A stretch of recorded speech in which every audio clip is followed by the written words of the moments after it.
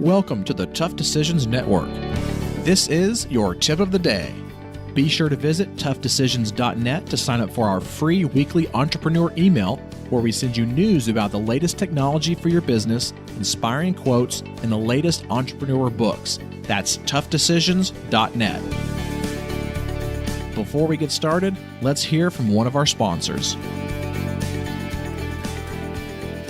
Have you ever thought about investing in real estate, but find yourself so busy that you don't have time for it?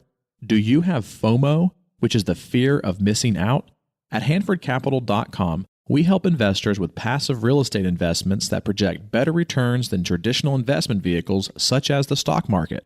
If you'd like to find out more about our passive real estate investments, visit HanfordCapital.com.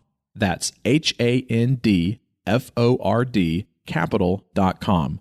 We will jump on a call with you to discuss your investment goals and to see if our investments are a good fit for you.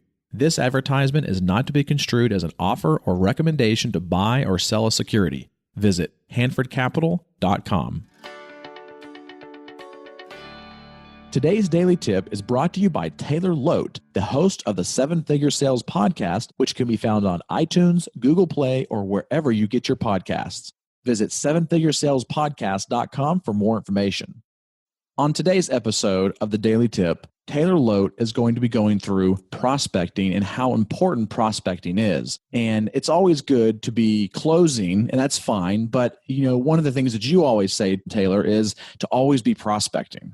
Absolutely. So, we're all familiar with Alec Baldwin and that famous movie, A always, B, C closing. And that's fine. Closing is great, but we have to get opportunities to close. And in order to do that, we have to go prospect. We have to go find new customers. So what I say is don't move on, but go find new people to talk to. Go prospect, find new opportunities, find new reasons to get the word of your business out there and go get new potential revenue, because closing techniques are annoying. We all know it. So I'm not saying don't do it, but don't spend too much time doing it. Go out and find new people to talk to about your business.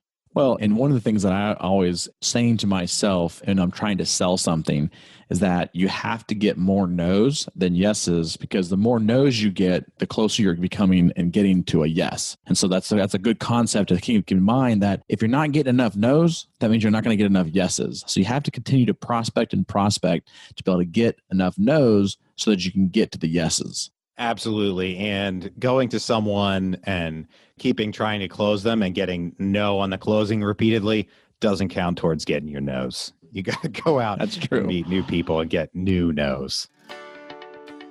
Thank you for listening to the Tough Decisions Network.